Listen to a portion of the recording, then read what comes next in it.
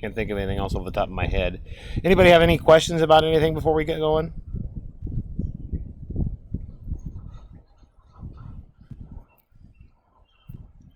All right. Well, we'll continue on then with our discussion with linear transformations. So it's been since last Wednesday since we talked about linear transformations at all, and we had the internet issues last Wednesday as well. So just to remind you of some things, just remembering that a linear transformation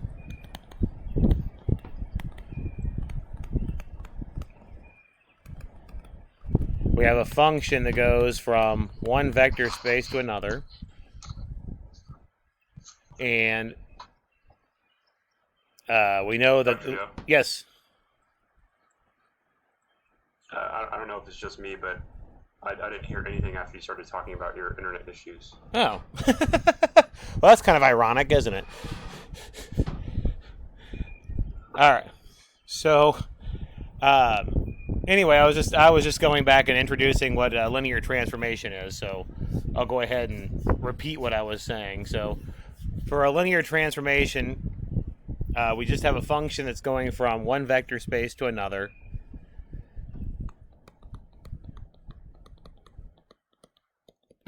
That splits up over sums and constants pull out in front of the functions. So that's the definition for linear transformation. And then what we talked about, or tried to talk about on Friday, was creating a matrix that basically gave you the same answer as just applying the function. And we're going to do more of those ideas here as we talk about kernel and range as well, because we're going to tie the idea of the kernel of a transformation and the range of a transformation back to familiar ideas that we've already discussed in terms of matrices.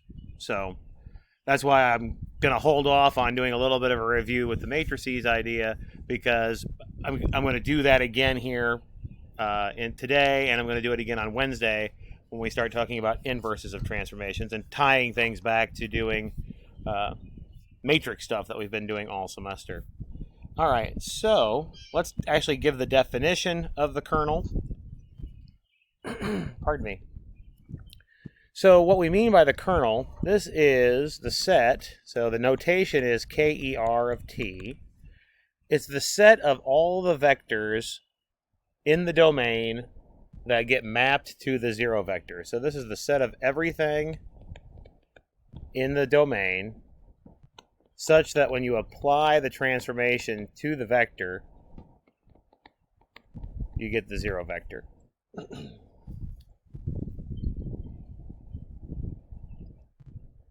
So one of the things that was on the video that we that I asked you to watch for today, which apparently I forgot to add to the playlist. Pamela told me that this morning.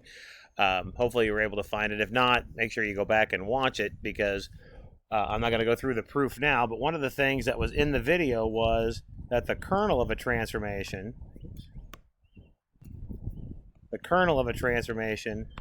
is a subspace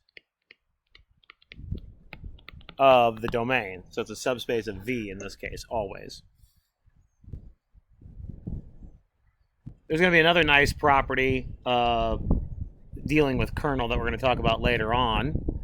But this is a nice property for the kernel to have, that it's a subspace. So that what it means is that, again, if you take two vectors in the subspace, or in the set, you add them back together, again, you're back in the set. So the sum of two things in the kernel is back in the kernel. And also, if you do a scalar multiple of something in the kernel, it's back in the kernel. One of the things that, of course, you had to show before you started talking about something being in a subspace was that it's non-empty. And in particular, we know that the zero vector, and I'm just going to, for emphasis, write sub v on here to emphasize that I'm talking about the zero vector of v. The zero vector is always in the kernel, because whenever we apply the transformation to the zero vector, oops, put my arrow on the wrong spot. whenever we apply the transformation to the 0 vector in V, we get the 0 vector in W. So there's always at least one thing in the kernel. The 0 vector is always in the kernel.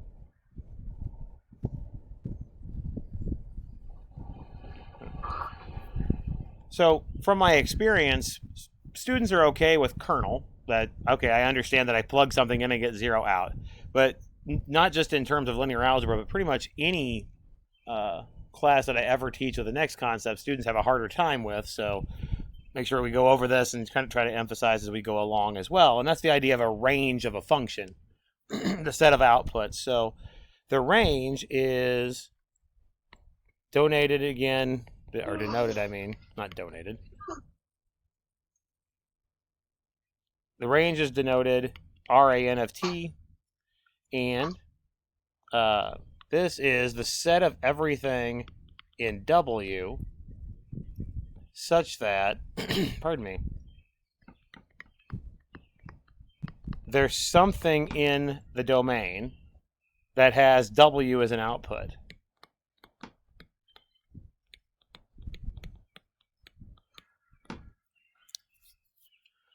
One of the first times that you learn about range is in an Algebra 1 class, probably, when you start talking about graphing functions. The range of a function is the set of all of the y values in that case, right? Graphically, you look for how high and how low does the function go and say that's the range in between those values.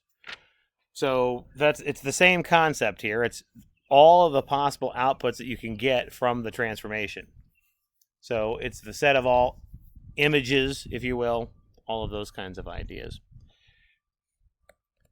And again, in the video that I ask you to watch, we prove that the range is also a subspace, but of course in this case it's a subspace of W because it's talking about outputs. All right, so let's see if we can talk a little bit about these definitions, make sure that we have a handle on what even we mean by this. So in this first one, pardon me, goodness. In this first one, it's asking us, it gives us transformation from R2 to R2, and then it asks if a couple of vectors are in the kernel, and then it asks, can we find a basis for the kernel? And so this is where we're going to start tying in the matrices of a transformation with the ideas of kernel and range. So the first two questions are just a matter of plugging in the numbers and seeing if we get 0 out, because that's what it means to be in the kernel. So in the first case, if I put in 3, 2, that means I'm going to put 3 in for x, 2 in for y into both of the components.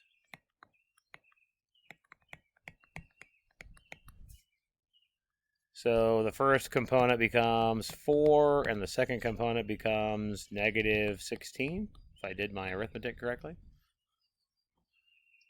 Which is certainly not the 0 vector. So we would say that 3, 2 is not in the kernel.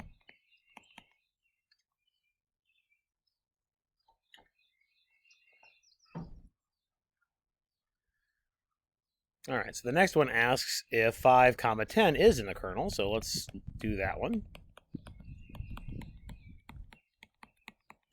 Again, we're going to put in 5 for x, put in 10 for y. And if the arithmetic checks out here, we really do get 0, 0.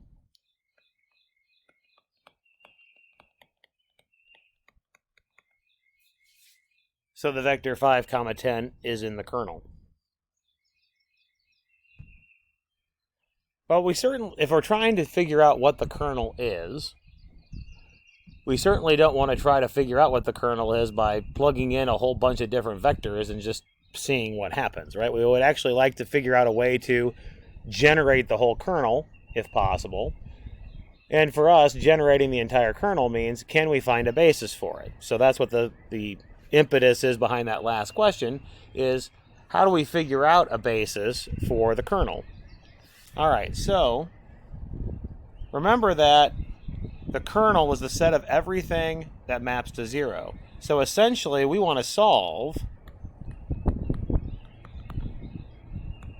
when is the transformation equal to 0, 0.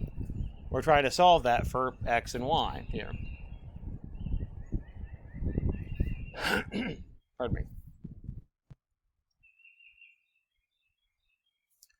All right, so we know that the transformation here is 2x minus y and negative 8x plus 4y.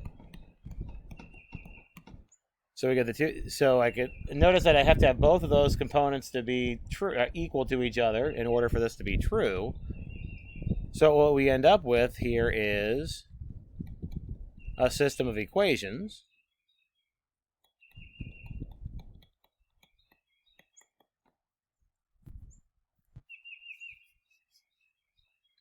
And we know how to solve systems of equations.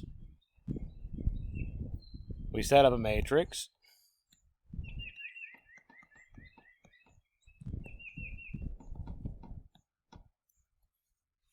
And row reduce. Pardon me. So if we row reduce this matrix, we should get what? 1, negative a half, 0 here, and 0, 0, 0. So we see I have a free variable in the second spot so that I can let the second spot be anything, and then the first spot is negative a half of the second spot. So I think we can say that a basis for the null space of the matrix is what? Say negative, right this way, negative 1 comma, oops, sorry, not negative 1. How about just 1 comma 2? Oh, shoot.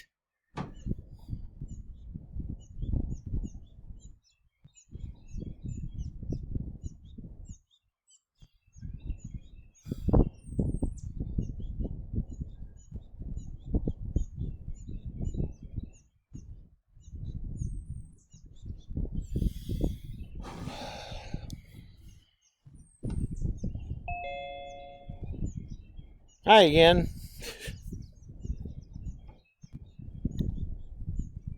Hello. Jeez. All right, where did I get cut off? We were just about to talk about what the basis is. Okay. All right, so we've got the free variable here. So we know that the free variable can be anything. So for instance, the free variable could be 2, and that would make our x1 1. And so that we see that a basis, in this case, for solving the homogeneous system, which would also be a basis for the null space of this matrix, turns out to be a basis for the kernel. Because we set up this system of equations by equating things to equaling to the 0 vector. So our basis for the kernel here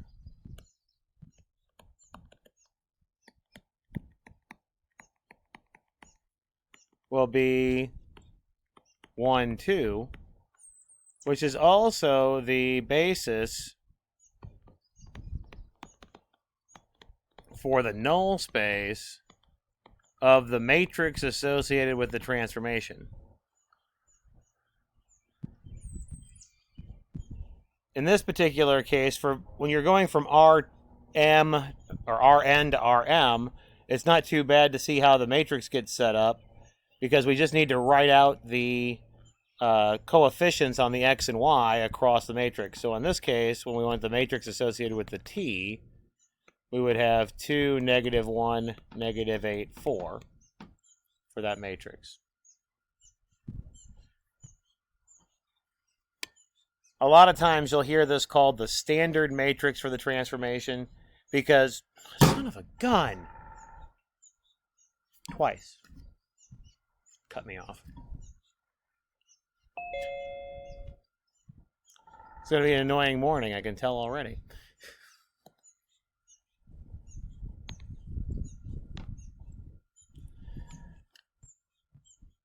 Did you catch when I said about that? That's the transformation, the matrix of the transformation.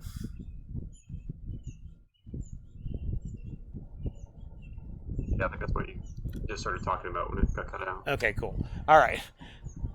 So the matrix of the transformation here, we can write down by just basically writing out the coefficients for your x down the first column, the coefficients down for the y down the second column. One of the things that we talked about, well, that I talked about and hopefully you listened to when we were doing the matrices of a general transformation. In general, how you get this is by plugging in basis vectors into the transformation and figuring out the outputs. Well, notice that the standard basis here for R2 would be 1, 0, and 0, 1. When you plug in 1, 0, you get the point 2 negative, or the vector 2, negative 8. And when you plug in 0, 1, you get the vector negative 1, 4. So notice that we can just write those down as our columns of the matrix then, and get the matrix for the transformation. So since we got this matrix from the standard basis, we usually call this the standard matrix for the transformation. One of the things that we talked about in the last video was doing matrices for general transformations using general bases. In this case, we're just doing them with a standard basis for a Euclidean space, so that's why we call it a standard matrix for the transformation. But the whole idea of that long-winded diatribe is the fact that when you're looking for the basis of the kernel, it's looking for the basis for the matrix associated, the null space of the matrix associated with the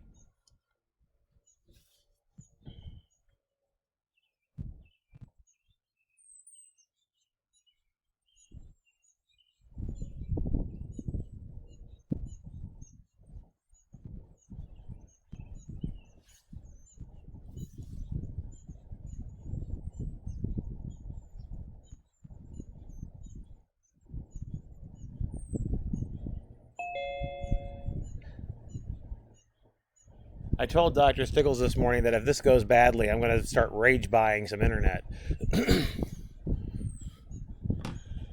Somehow, some way.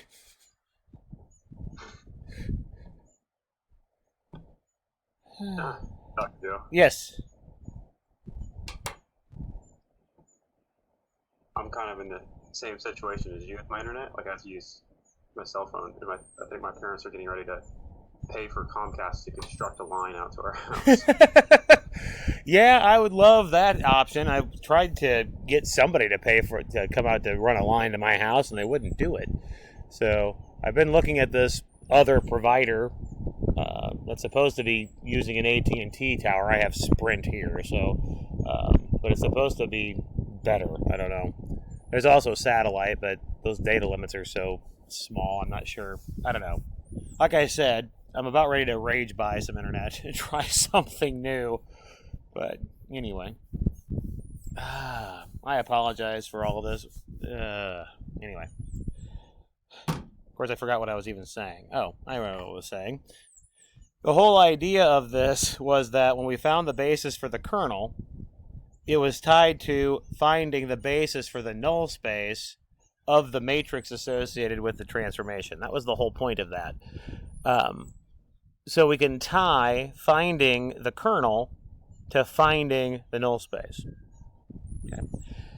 Notice that, or a particular matrix, notice that we've already done this kind of thing as well, finding null spaces of particular matrices, in particular looking at eigenvectors. That's a null space of a particular matrix, and that particular idea, finding eigenvectors, has a tie-in to solving systems of linear differential equations. So just to give you, we haven't had a lot of time for applications of linear algebra, which we don't, which is really, really sad because linear algebra is one of the most applied areas of mathematics. Minus foundations of mathematics, set theory, and logic, every single topic of mathematics I've ever studied has had linear algebra in it at some time, at some point. Abstract algebra, real analysis, topology, differential equations, all of those things have linear algebra in them somewhere. So it's an exceptionally applied field. Anyway, I just wanted to mention that because we're doing this and you're probably thinking, why in the world do I even care? One of the reasons why you would care is you doing this kind of thing has applications in solving systems of linear differential equations.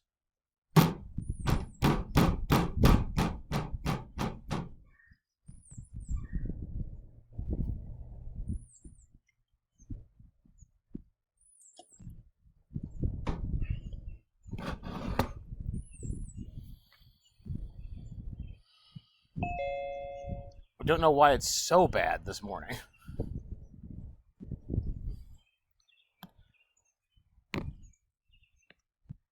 All right, so again, back to my point, one of the applications was being able to solve differential equation systems later on.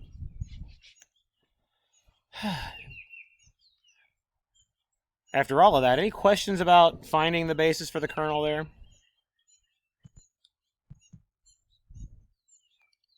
All right. Well, let's see if we can figure out the range, and maybe you're starting to see that there's going to be some tie here with the matrix of the transformation.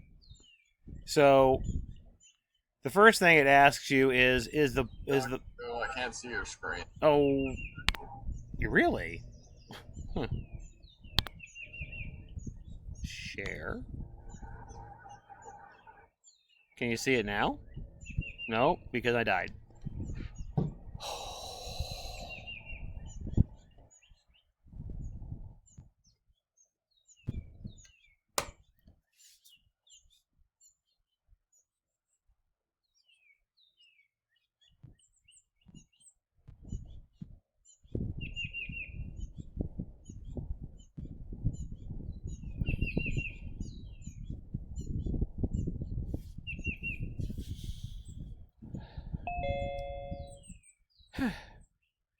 Hey, I'm the host now because I'm back. Wonderful. All right. I think it's becoming abundantly clear that this is not going to go well this morning. So I will record the rest of what I was going to talk about, and I'll hopefully get that uploaded to YouTube today so you can watch it. And I guess I will talk to you all later as far as that goes. Look for an email from me for when I hope to get the video posted. So once again, I apologize. This is ridiculous. Good news is the semester's almost over, I suppose, so as far as that goes. Anyway, I will get that video posted, and I will talk to you all later. I apologize again. Thanks for coming. At least you show up still to class, even though it becomes a disaster. So, talk to you all later. Bye-bye. Right. Bye. Okay, let's see if I can get this recording finished. Again, sincerely apologize. All right, so the previous part of this example was showing you that you could get at a basis for the a basis for the kernel of the transformation using the null space of the matrix associated with the transformation. So let's see if we can do something similar for the range.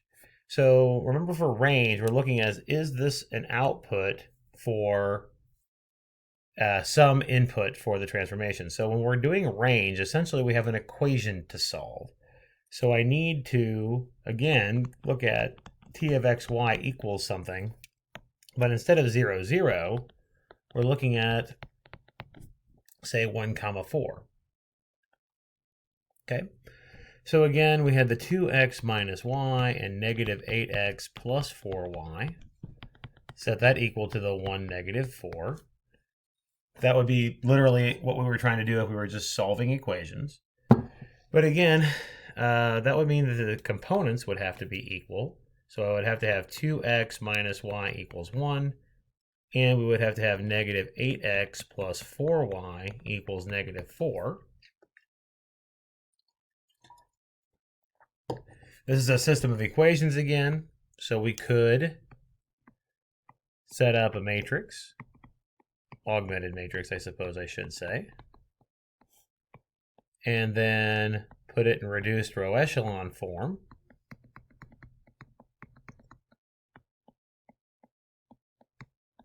And we notice that we get a row of zeros at the bottom, so that doesn't cause a problem for consistency. So we can say that yes, since we found a solution, 1, -4 is in the range. Because, well, what maps to 1, -4? Well, let's see from here. The second component, again, can be anything. But once we found the second component, we can get the... once we find the second component, we can get the first component.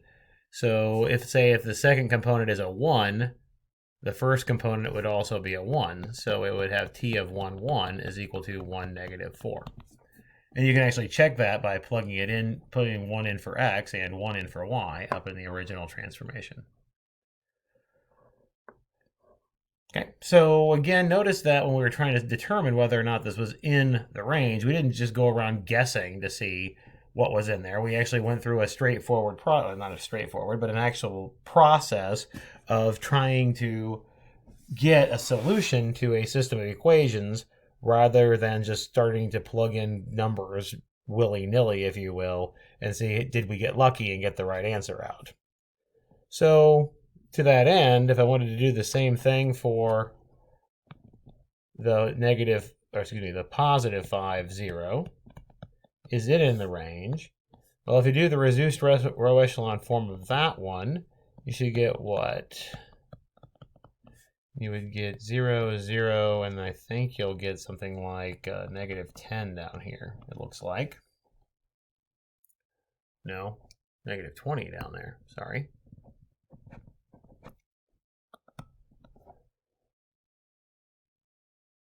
So this certainly tells us that it's inconsistent. So that would tell us then that 5, 0 is not in the range of t. And again, this is because the equation t of x, y equals 5, 0 has no solution.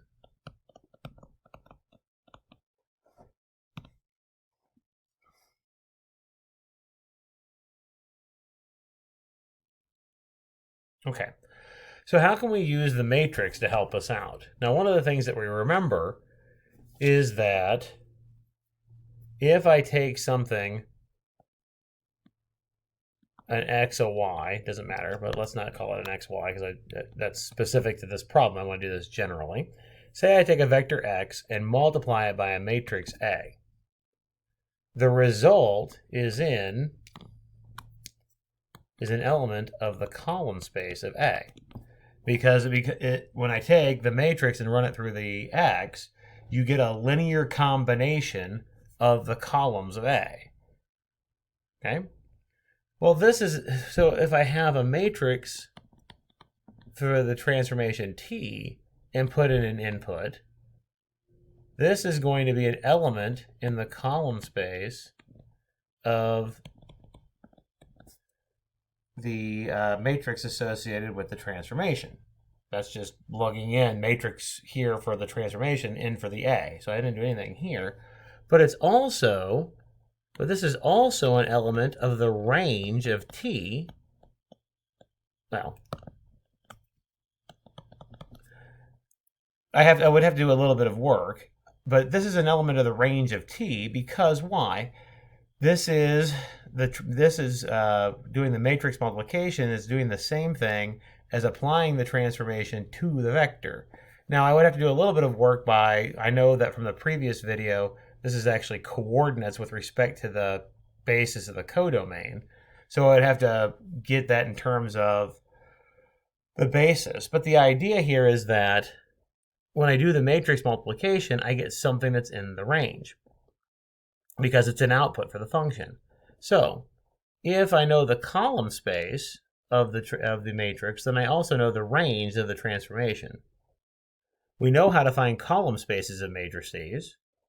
the column space of a matrix is you do the reduced row echelon form and go back and pick out the columns that correspond to pivots. If we go back to the original matrix and don't worry about the constant part here, notice that the reduced row echelon form has a pivot in the first column, so we can use column 1 as a basis. So a basis for the range here will be the vector 2, -8. But remember, for a basis, you could also use any scalar multiple of that thing. So I could do 1, -4, and notice that we already saw that that was in the range. So 1, -4 would generate anything that is in your range of the transformation, which is kind of nice that we were able to do that from the matrix of the transformation rather than trying to play around with the transformation itself to figure out what the range is. So let's see if we can do another one of these. Probably want the calculator for this one. So first thing we'll do is we'll answer the first question because that's just a matter of plugging things in. So plug in 0, -4, 1, 0 for W, X, Y, Z. We would have, what would we get? 0 plus -4 minus 2 minus 0. So we would have -6. Here we would have 0 minus 4 plus 1. So we have -3. And, well, right away we're saying it's not in the kernel, by the way. So 0 and then all -9 and 0. So we'd have -9, which is certainly not 0, 0, 0. So the vector is not in the kernel.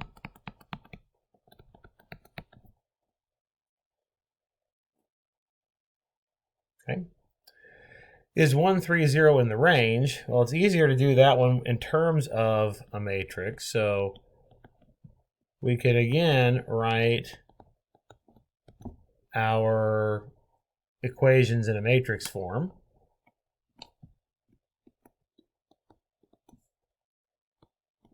So I'm just setting the first component equal to 1. So that's where that's coming from. Second component equal to 3. That's where that one's coming from. And then the third component equal to 0. And like I said, now this looks like a good job for the calculator. So let's see if I can pull the calculator up here. Oops. I may have this one is expired. I bet. I opened up the wrong one.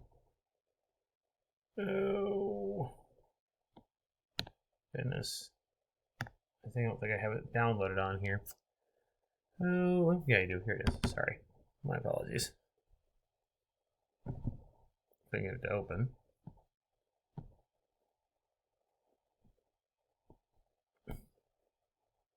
Technical difficulties all day today, apparently. Let's see if we can get the calculator to open here. All right, there's the calculator. All right. Go back to what we were doing. All right, let's get this in here. Second matrix. Open that up a little bit so you can actually see the screen. So let's edit matrix A. Matrix A is a 3 by 5, the way we have it written right now. 4, 1, -2, -3, 1, and 2, 1, 1, -4, 3, and 6, 0, -9, 9, 0. All right, so now we want to row reduce that matrix.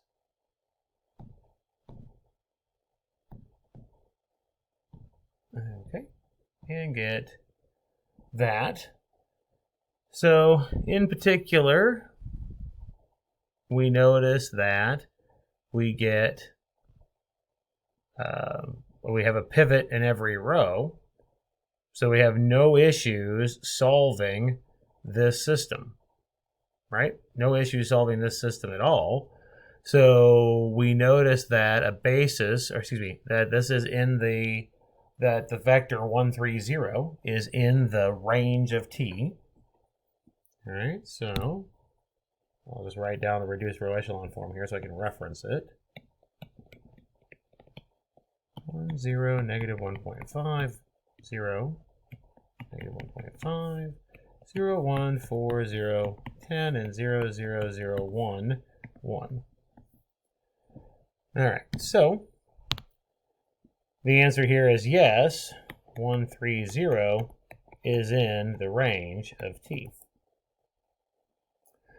All right, so the last question asks for, can we find a basis for the kernel? Can we find a basis for the range? Well, hopefully the answer to that is yes. Kernel, here again, I don't need to worry about the last column because this is the matrix.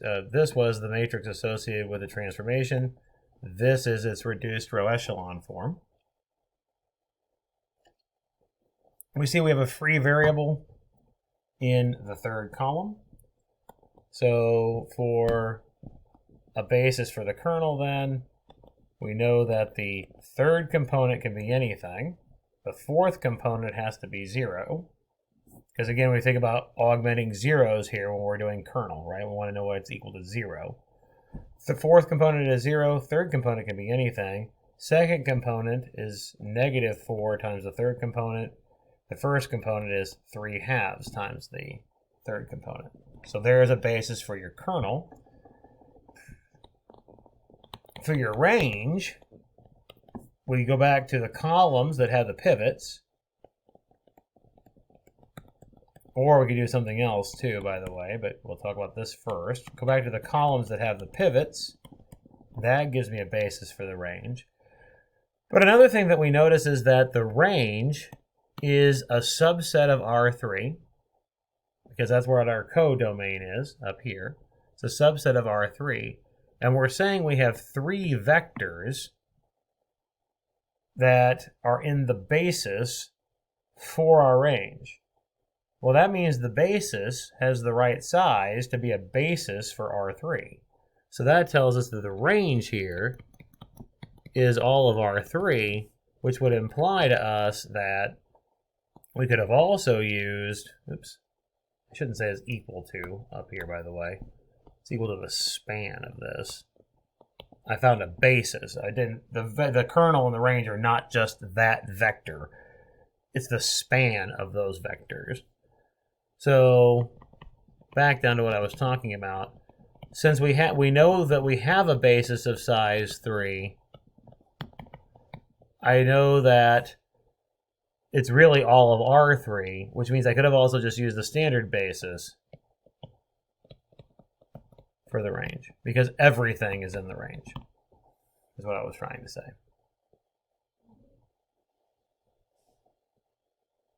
Okay, let's have a little fun now, because this wasn't fun already, right? Let's have a little fun now. Let's do this in terms of a matrix that's not going from R3 to R2 or something along those lines. So let's do this one that's going from P3 to P2. So first thing we're going to do is we're going to find the matrix associated with the transformation with respect to bases for the different spaces. Well, this problem says to use the standard bases for P3 and P2. So remember, to do this, the first thing we're going to do is we're going to apply the transformation to the basis vectors. The standard basis for P3 is 1x, x squared, and x cubed. This problem says take the derivative and then plug in 2x minus 1. This is not multiplication. It's take the derivative and then plug in the 2x minus 1. Take the derivative of 1, we get 0, so we still get 0 here. Take the derivative of x, we get 1. We plug in 2x minus 1, we still get 1. Take the derivative of 2x, or x squared, we get 2x. So this will be 2 times 2x minus 1, which is 4x minus 2. Take the derivative of x cubed, you get 3x squared. So this is 3 times 2x minus 1 squared, which gives us what? 12x squared minus 12x plus 3. Now remember that after we apply the transformation to the basis vectors, we have to get coordinates with respect to the basis for the codomain. We use 1x squared for your basis for your codomain. So this is 0, 0, 0. This is 1, 0, 0. This is negative 2, 4, 0. And this is 3, negative 12, 12. So again, the basis that we're using for P2 is our standard basis for P2.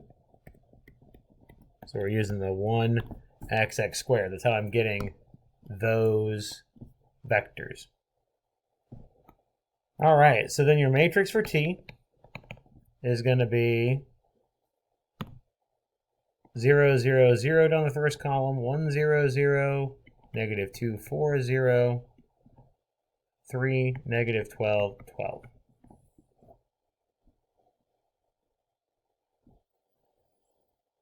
Okay, so we notice that we have this basically looking like an upper triangular matrix here, if you will. If I put this in reduced row echelon form, I'm going to get 1s here and 0s everywhere else. You could check it by putting it in the calculator, but you can see that's not going to happen, right? Because I can make this a 1 and then make that a 0, make this a 1 and make those zeros. So it's not hard to see what the reduced row echelon form is here.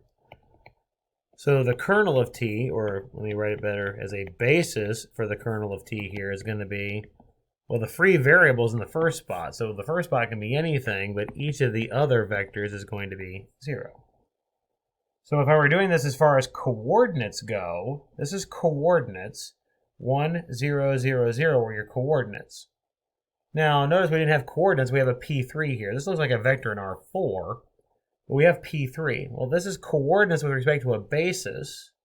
Again, we're using standard basis for P3. So really, I would write this as just the vector containing 1, which is the constant polynomials. Kind of makes sense here, right? That your kernel here would be the constant polynomials, because think of the things that become 0 when you take the derivative. Oh, it's the constant polynomials. For the range, again, just like the previous example, if we put this in reduced row echelon form, it's going to tell us to pick out 3 vectors for the basis. So we could use 1, 4x minus 2, and 12x squared minus 12x plus 3. This works perfectly fine for a basis for the range. But also now it has the right size, so you could still use the standard basis as well for a basis for the range, because it has 3 vectors and the dimension of P2 is 3. All right, so this hopefully gives you a little bit of an idea. Hopefully this gives you a little bit of an idea of how we can use matrices to help us figure out kernel and figure out range. Okay, so let's talk a little bit about one-to-one. One-to-one functions in general are nice because you can undo them. It gives you the idea of inverse function, which is the next topic that we're going to talk about. Not today, but the next topic we're going to talk about. For one-to-one, what we mean for one-to-one is that if the outputs are the same, then the inputs must have been the same. I apologize for not leaving space here. I don't know what I was doing when I made up these notes. Good news is I didn't need a lot of room. So again, what one-to-one means is that if you got the same output, then you must have had the same input. Or said another way, different outputs give you different inputs give you different outputs. All right, so let's see if we can prove this theorem that's here. What's a way to tell if something is one-to-one for transformation? Turns out it's 1-to-1 if and only if the kernel is equal to the 0 vector. The forward direction here is a pretty straightforward thing to prove. So let's suppose that T is 1-to-1. One of the things that we know for a fact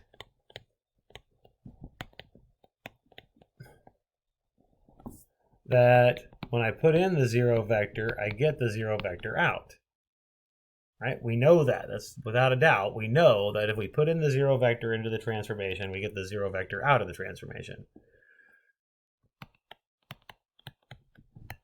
Since T is 1-to-1, what's the only thing we can possibly get out of that? Well, since T is 1-to-1, the only thing we can possibly get out is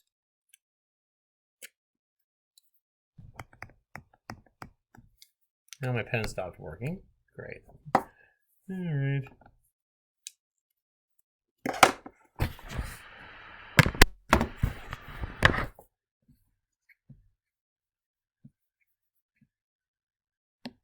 Okay, let's go through the proof. Let's suppose that T is 1-to-1.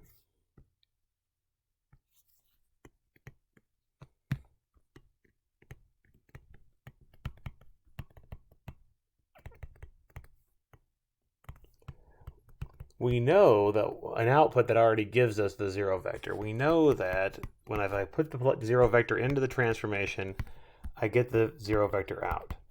Since T is 1-to-1, the only vector,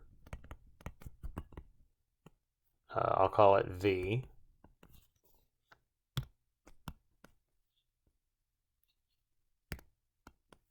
the only vector V that has 0 as an output is the 0 vector. Since it's 1-to-1, it's the only thing that we can plug in to give us the 0 vector. Therefore,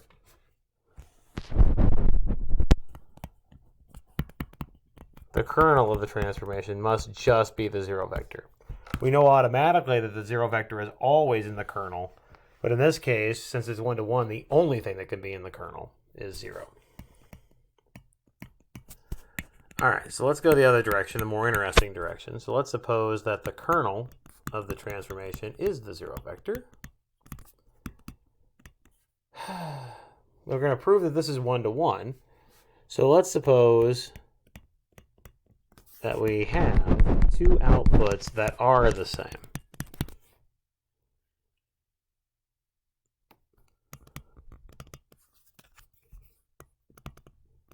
So we're going to assume that we have T of x equals T of y. Well, let's subtract the T of y to the other side. So we get T of x minus T of y gives us the 0 vector. We can apply the transformation rules to give us that T of x minus y is the 0 vector. That tells us that x minus y is in the kernel.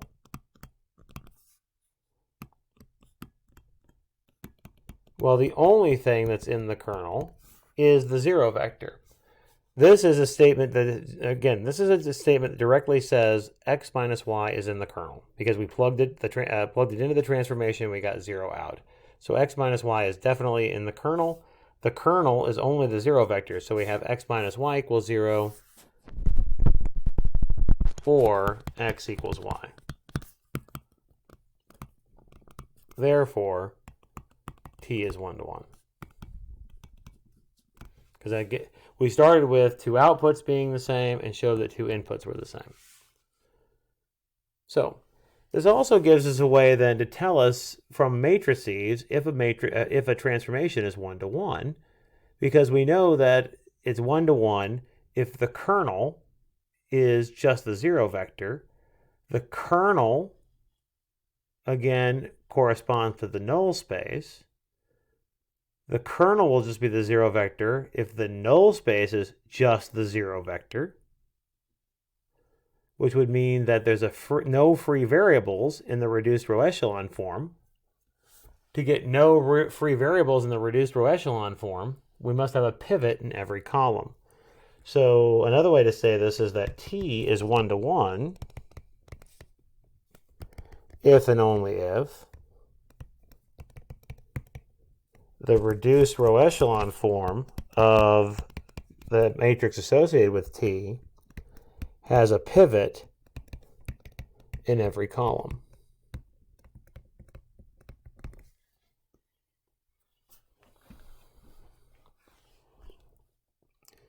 All right, so let's go on to onto.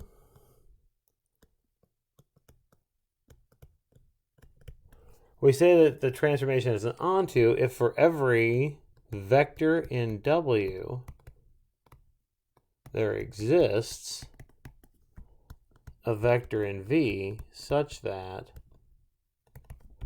when we apply the transformation to V, we get W. In symbols, the range of the transformation must be equal to the codomain. So the range of T must be W to be onto. All right, so let's think about how we can check whether or not a transformation is onto. Well, I just mentioned on the previous that if it's going to be 1-to-1, we would need that the null space is the null space of the associated matrix is just the zero vector. To get that the null space of the associated matrix is just the zero vector, we need a pivot in every column. If we're going to do this for onto, we want to be able to solve this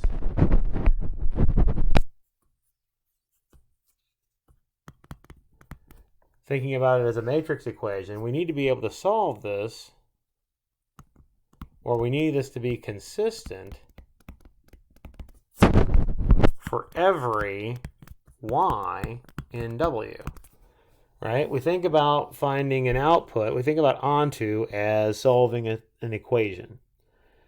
So no matter what I pick for y, I need to be able to find an x so that I can get this equation to be true. So I need to solve this equation for x.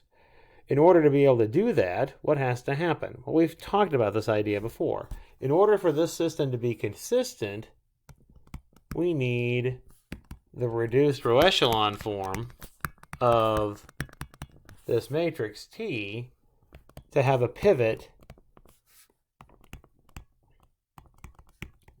in every row. That's what gives us onto. So again, going back to the idea of associating these concepts of kernel and range with the concepts of a matrix of a transformation, we say that it's 1-to-1 if and only if there's a pivot in every column of the reduced row echelon form of the matrix of the transformation. And we say it's onto if and only if there's a pivot in every row in the reduced row echelon form of the matrix of the transformation. So 1-to-1, pivot in every column. Onto, pivot in every row.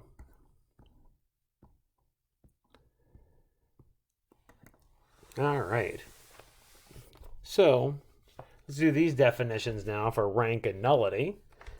So the rank of a linear transformation is the dimension of the range of the transformation. So in symbols, the rank of T is the dimension of the range of T. And the nullity is the dimension of the kernel of T. So the nullity of T is the dimension of the kernel of T. So that's in symbols. Remember, dimension is number of elements in the basis for that particular space. So let's scroll back up to the examples we did Nope, I don't have it on this sheet because I've switched computers. In the middle of this, you may have noticed that the color of the ink changed. I had not only internet issues today, but computer issues. So, one of them, well, we had the one that went from T of P3 to P2, which was defined by T of P of X was P prime of 2x minus 1. We noticed that the kernel was the span of just the constant polynomials, and the range was all of P2.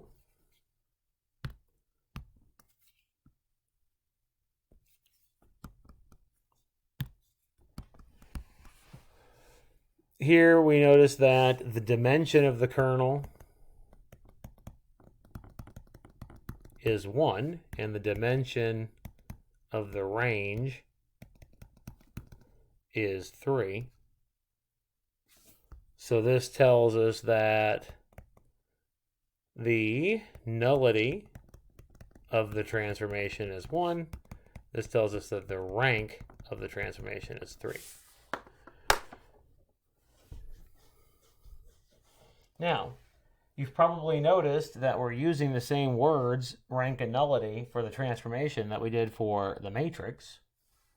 So when we do this for transformations, there must be something to do with rank and nullity that has to do with the matrix of the transformation.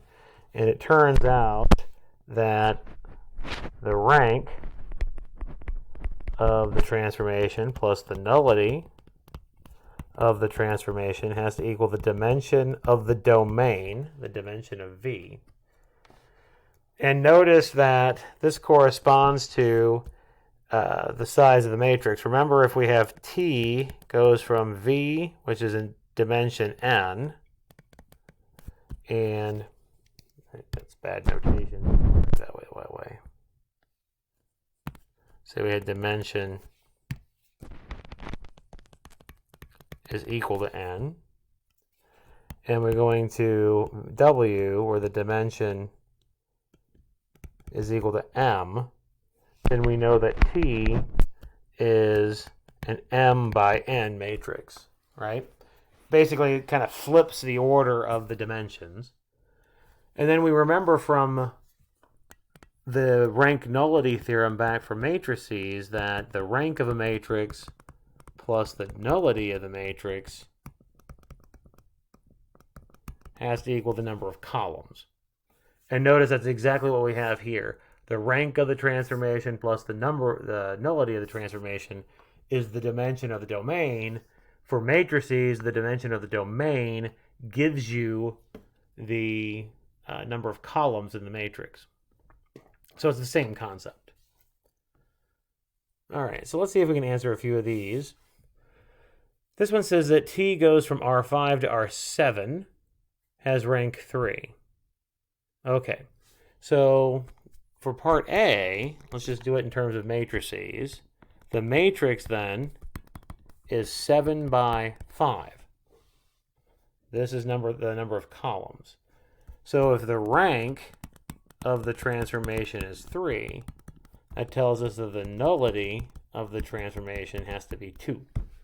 Again, the rank and the nullity correspond to the dimension of the domain, or the number of columns in the standard matrix.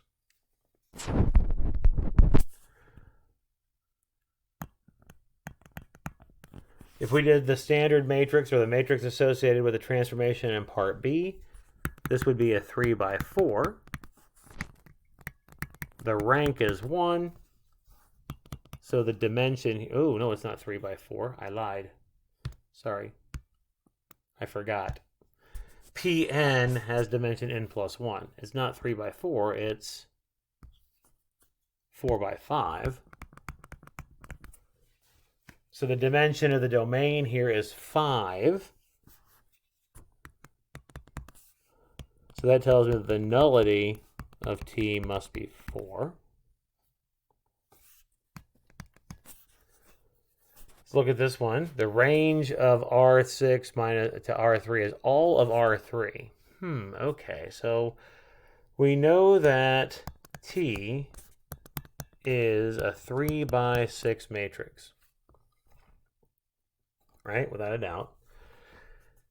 This statement is telling us that T is onto, right? It says that the range is all of R3, so that tells us it's onto. That tells us that the reduced row echelon form of the standard transformation has a pivot in every row.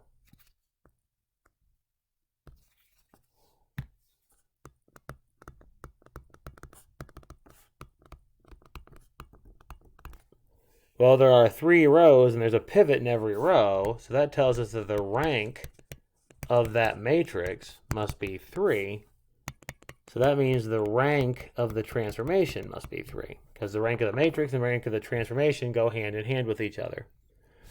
Since there are 6 total columns and the rank is 3, that one tells us that the nullity of the transformation is also 3, because those two together have to add up to the number of the dimension of the domain or the number of columns in the standard matrix.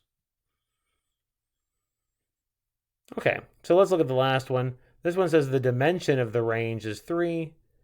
Well, the dimension of the range is 3 for part D. That tells us the rank is 3, because that's the definition of the rank.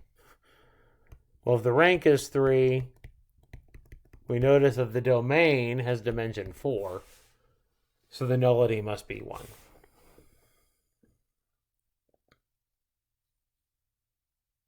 All right. So let's look at a few of these examples. These are real quick. And then we'll call this a day as far as this particular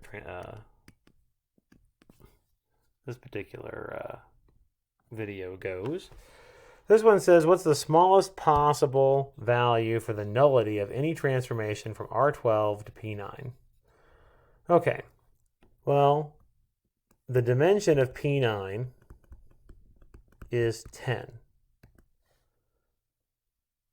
Right? So the best we can do here, we know that the matrix for T is 10 by 12. Right? The matrix for PT is a 10 by 12 matrix. Okay? So the most pivots that we could possibly get are 10, right? And that would be if this were onto. We would get 10 pivots. So regardless, we're going to have 2 free variables. So the nullity of the transformation is at least 2. And again, that's because the dimension of the domain is 2 bigger than the dimension of the codomain. So the nullity has to be at least 2. Let's look at the next one. What's the largest possible value for the rank? Well, the dimension of the domain is 6. The dimension of the codomain is 10. Well, again, if we think about this in terms of matrices, the rank can only get as big as the smaller dimension. That's as big as the rank can get, because that's what we're talking about by pivots, by row or column. So in this case, the rank of the transformation is at most 6, because that's the smaller dimension here.